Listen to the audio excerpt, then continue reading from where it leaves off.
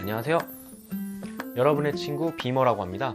여러분께서 이제 시청하고 계신 본 영상은 저의 지극히 주관적인 임상적 경험이나 지식을 토대로 만들어진 영상입니다. 그래서 저의 뇌피셜이 가득하고요. 따라서 다소 보기에 불편하신 분도 있을 수 있으세요. 그래서 그런 분들은 조용히 뒤로 가기를 눌러주시면 감사하겠습니다. 그리고 본 영상은 재미로만 봐주시고 참고로만 사용해주세요.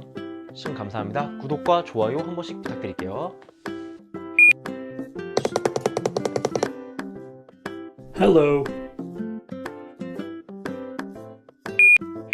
네, 오늘 제가 말씀드릴 주제는 흔히들 운동하실 때 코어 운동 많이 하시잖아요. 요즘에 뭐 코어 운동이라 해가지고 플랭크라든지 뭐 사이드 플랭크, 데드버그, 버드독 뭐 이런 운동들을 많이 하는데 그렇다면 과연 이 코어가 복근이랑 어떤 연관이 있고 복근 운동과 코어 운동에 어떤 차이점이 있는지 이런 것에 대해서 좀 말씀을 드려볼까 합니다.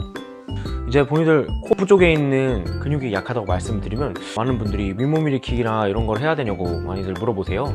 근데 사실 이제 허리가 아프거나 그리고 척추에 불안정성이 있는 분 같은 경우에는 겉에 있는 복근보다는 심부 쪽에 자리를 잡고 있는 코어 근육을 운동을 시켜주는 게 맞거든요. 그렇기 때문에 그거의 차이점에 대해서 좀 말씀을 드려볼까 합니다.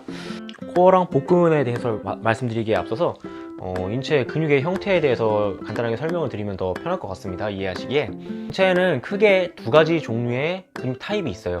크게 두 가지라고 말씀드렸어요. 첫 번째로는 이제 겉에 있는 파워를 내는 글로벌 머슬들이 있습니다. 이제 예를 들면은 이런 알통이라든지 이제 허벅지 쪽에 두꺼운 허벅지 근육들, 이런 근육들이 이제 겉쪽에 부착돼 있어서 힘을 내는 타입에 속하는 근육들이에요.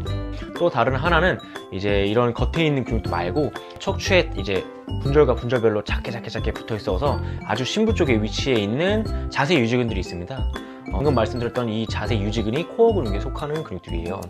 흔히들 코어라고 말씀을 하시는 거는 이제 겉에 있는 복부 쪽에 있는 근육들도 코어라고 말씀드리면 크게 큰 범주에서 보면 맞아요. 틀린 말은 아닌데 조금 더 운동을 효과적으로 하기 위해서는 분류해서 생각하는 게 저는 조금 더 맞다고 판단을 합니다. 그래서 이제 복부에 있는 겉에 있는 왕자라든지 이런 윗몸 일으키라든지 이런 근육들을 통해서 발달시킬 수 있는 근육은 이제 겉에 있는 힘을 내는 근육들, 그 다음에 이제 플랭크라든지 뭐 사이드 플랭크 이런 여러 가지 여러분이 알고 계신 코어 운동들로 자극할 수 있는 근육들이 바로 이 심부에 있는 자세 유지근들이죠. 그렇다면은 이제 코어 근육이 하는 역할이 뭔지 잘 모르시잖아요. 그러니까 코어가 중요하다고는 하는데 이 코어 근육이 하는 역할이 과연 정확하게 어떤 것인지 그거에 대해서 좀 간단하게 설명을 드릴게요. 코어 같은 경우에는 인체 몸 안에는 밀폐된 공간이잖아요. 밖에랑 연결되는 통로는 뭐 입이라든지 뭐 변을 보는 항문 뭐 이런 부분들이 있는데 그것 말고는 이제 이 안에는 밀폐된 공간이에요. 그래서 바깥쪽의 압력에 대해서 이쪽의 압력은 약간 음압으로 형성이 되어 있거든요. 그래서 이 코어라는 근육들은 크게는 4가지, 작게는 6가지로 분류를 할 수 있습니다. 근육들의 종류가 첫 번째로 여러분이 많이 알고 있는 멀티피더스, 못갈래근이 있죠. 그 다음에 트랜스버스 업도미니스, 배가로근이라는 근육이 있습니다. 그 다음이 펠빅 플로어, 골반 저근, 마지막 하나가 횡격막, 다이아프로그램이 있습니다. 크게 볼 때 이 4가지 근육은 몸통의 아래쪽, 위쪽, 앞, 뒤쪽으로 형성을 해서 코르셋처럼 저희 몸을 이렇게 잡아주고 있어요. 그래서 이 코어 근육은 저희 몸의 안정화 근육이라고도 말씀을 많이 하시죠. 왜냐면은 몸통을 꽉 잡아주고 있으니까, 코르셋처럼. 그러면 이 코어 근육이 어떻게 몸을 잡아주고 있냐, 그 IAP라고 복강 내압이라는 압력을 통해서 저희 몸을 이렇게 탄탄하게 기둥을 형성해 주는 거예요. 밀폐된 공간 내에서 근육이 수축해서 몸 안에 있는 압력이 높아지게 되면은 몸이 바깥쪽으로 이렇게 팽창을 하게 돼요. 그러면 이게 강력한 기둥을 형성해 주는 원리가 되죠. 코어는 바로 이 원리로 저희 몸을 지탱해 주는 겁니다. IAP, 복강 내압. 그래서 코어 운동이 중요합니다. 그래서 이제 코어가 약하신 분들 같은 경우에는 척추와 척추 마디 분절 사이를 잡아주는 힘이 약해요. 그래서 몸에 똑같은 스트레스가 가해져도 척추와 척추 사이에 있는 연부 조직에 직접적인 압력을 받게 되고 이 압력이 반복되다 보면은 통증으로 받아들이는 거죠.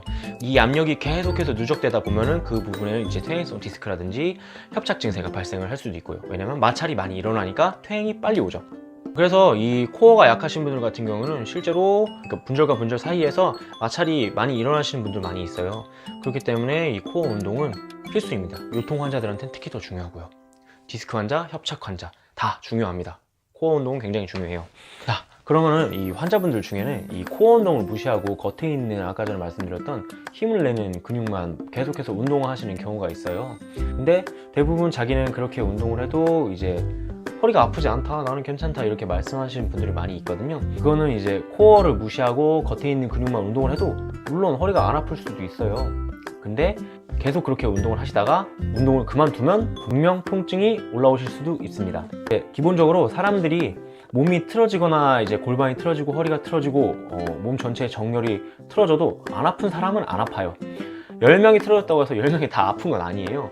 이제 많은 분들이 이제 본인 몸이 틀어졌다고 생각을 하면은 몸이 틀어져야만 몸이 아프다고 생각을 하는데, 몸이 틀어져도 안 아픈 사람은 안 아파요.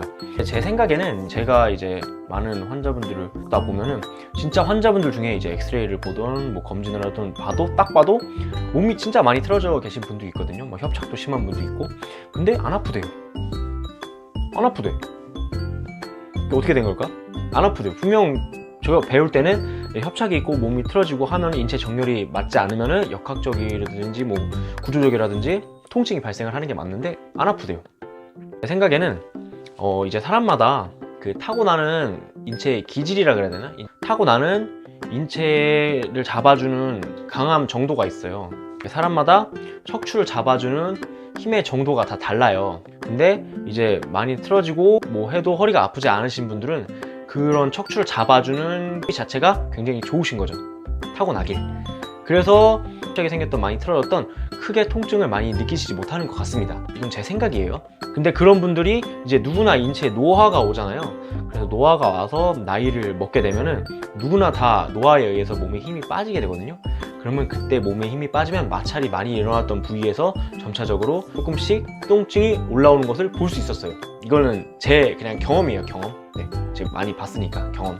그리고 거의 현대인들 같은 경우에는 디스크가 통계적으로는 한 10명 중에 7명은 디스크가 있다고 해요. 허리에 지나가는 사람 10명 자꾸 물어보면 10명 중에 7명이 허리가 다 아프진 않아요.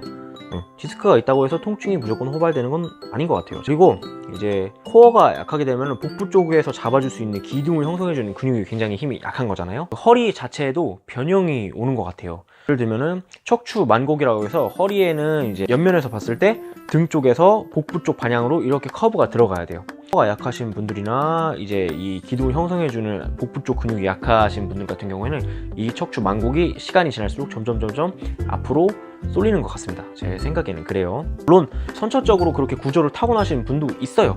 있는데 그렇지 않은데 점점 나이가 들수록 배가 점점 앞으로 나오고 처지고, 그 다음에 자세 자체가 허리가 많이 꺾이시는 분들이 있어요. 나이가 들고 몸이 노화함에 따라서 코어 근육의 힘이 약해지니까 척추 자체가 잡아줄 수 있는 힘이 없어서 점점 앞으로 쏠려 나가는 거라고 생각이 돼요. 내 피셜입니다. 그리고 코어에 대해서는 드릴 말씀이 진짜 많아요. 말씀드리다 보면은 한도 끝도 없이 계속 생각이 나거든요. 그만큼 인체에 중요하기도 하고, 그 다음에 요즘에는 뭐 현대인들은 허리 아픈 환자분들도 굉장히 많은데 거의 대부분 요통의 원인은 코어 근육의 결여와 많은 관계가 있어요. 그래서 이제 코어 운동을 많이들 하시는데, 이제 코어 운동을 할 때 차이를 생각을 해보면은 코어 운동의 대표적인 운동이 플랭크죠. 플랭크 같은 경우에는 근육의 수축과 이완이 반복되지 않고 한 자세를 오랫동안 유지하는 운동 방법이에요. 그 다음에 이제 겉에 있는 근육을 발달시키는 파워적인 운동은 이제 윗몸 일으키기, 컬업, 크런치 이런 거 많이 하죠. 근데 이제 두 운동의 차이점을 보면 플랭크 같은 경우는 한 자세를 오랫동안 유지하는 거고, 컬업 이런 거는 근육의 수축과 이완을 반복하는 동작이에요. 그래서 정말 올바르게 코어를 발달시키고 싶으면 근육의 수축과 이완이 반복되는 동작보다는 한 자세를 오랫동안 유지하는 동작이 훨씬 더 유리합니다. 그게 제대로 코어를 자극시키는 방법이 맞아요. 그리고 코어 같은 경우에는 이게 제가 학교 다닐 때 초음파를 통해서 아까 말씀드렸던 4개의 근육 있죠? 그 근육 중에서 이제 멀티피더스, 뭇갈래근이랑 트랜스버스 어브도미니스 요 2개의 근육을 초음파를 통해서 확인을 하면서 코어 운동을 어떤 강도로 어느 정도 했을 때 가장 효과가 좋은지, 어떻게 힘을 주면은 이 근육이 정말 활성화가 제대로 되는지에 대해서 조금 공부를 해본 적이 있었거든요. 코어 운동은 힘을 100%를 주는 게 아니에요. 힘을 100%를 주게 되면 겉에 있는 파워를 내는 글로벌 근육들 있죠. 그런 근육들이 힘을 내서 작용을 하기 때문에 운동 동원 순서에 맞지 않아요. 운동 동원 순서에 따르면은 어떤 동작을 할 때 내가 팔을 뻗어도 이 팔이 바로 나가는 게 아니라 코어 쪽부터 잡고 그 다음 어깨 안정을 그리고 잡고 그 다음에 멀리 있는 손이 나가는 순서거든요. 이게 인체가 가지고 있는 운동 동원 순서라고 하는데, 코어 운동을 제대로 하고 싶으면은 이 운동 순서에서 이 코어 쪽만 자극을 받을 수 있게 해줘야 돼요. 근데 힘을 100% 줘버리면은 안 그래도 약한 코어가 힘을 제대로 쓸 수 있는 타이밍을 그냥 스킵해버리고 겉에 있는 근육을 보상적으로 또 쓰게 됩니다. 만성요통 환자가 많잖아요. 그런 환자들의 대부분은 이제 코어가 자극을 제대로 받지 못해서 코어가 활성화가 안 되고, 그러다 보니까 겉에 있는 그 백머슬들, 척추 기립근이라든지 척추 후면부에 있는 근육들이 기둥을 형성하는 근육들 대신해서 고상작용으로 인한 과긴장을 하면서 허리 외에 만성요통이 나타나는 경우가 굉장히 많습니다. 그렇기 때문에 제대로 된 코어 운동을 하기 위해서는 너무 강한 강도로 하면 안 됩니다. 그렇다면 어떤 정도가 코어 운동의 적절한 강도냐? 논문상에 따르면 이 강도는 약 25% 정도라고 해요. 쉽게 얘기해서 코어를 쉽게 자극할 수 있는 방법은 배꼽을 몸쪽으로 살짝 집어넣어서 당기는 느낌으로 잡고 계시면 코어가 자극을 받기 쉬운 방법이거든요. 이게 배꼽을 당기는 게 느낌이 애매하신 분들은 쉽게 설명을 드릴게요. 원래는 그 소변 보는 곳과 그 다음에 항문 사이에 줄이 있다고 생각해서 여기를 살짝 튕기는 느낌으로 힘을 주라고 하는데, 너무 어려우니까 항문을 살짝 조이세요. 근데 이 강도가 어느 정도냐? 적당하게 코어를 자극하기 위해서는 어느 정도 강도로 이걸 해야 되냐? 지금부터 그걸 말씀드리겠습니다. 배꼽을 당기고 항문을 강하게 조여보세요. 100% 엄청 숨도 못 쉴 정도로 조이셨나요? 그럼 거기서 반을 푸세요. 생각보다 약하죠? 또 반을 푸세요. 생각보다 약하죠? 코어를 자극시키기 위해서는 호흡에 영향을 미치지 않을 정도의 25% 정도의 약한 힘으로 유지를 하셔야 됩니다. 그러면은 배꼽과 항문을 살짝 당긴 거를 유지하는 상태에서 이제 플랭크를 해보시면 코어가 훨씬 더 강하게 자극받는 걸 느끼실 수 있을 겁니다. 운동 방법에 대해서는 다른 영상에서 더 준비를 해드릴게요. 생각보다 플랭크를 하실 때 자세라든지 방법이 잘못되신 분들이 많거든요. 플랭크를 하실 때는 허리에 절대 통증이 생기면 안 됩니다. 말 그대로 코어 운동이기 때문에 복부를 잡아주는 기둥이 되는 근육들이 정확하게 힘이 들어가야 돼요. 그럼 허리가 아프면 안 됩니다. 허리가 강하게 당긴 건 자세를 잘못하고 계시는 거예요. 어디까지나 제 생각이에요. 코어에 대해서 말씀을 드리면 너무 한도 끝도 없습니다. 그렇기 때문에 이번 영상은 여기서 마무리하고, 제가 다른 영상에서 말씀을 드릴 때 조금 더 언급을 간간히 드리겠습니다. 자, 오늘은 여기까지 하겠습니다. 자, 지금까지 제 뇌피셜 들어주셔서 정말 감사하고요. 어디까지나 재미로만 그리고 참고용으로만 사용해 주세요. 불편하신 분들은 그냥 조용히 뒤로 가기를 눌러주시면 더욱 감사하겠습니다. 감사합니다. 지금까지 비머였습니다.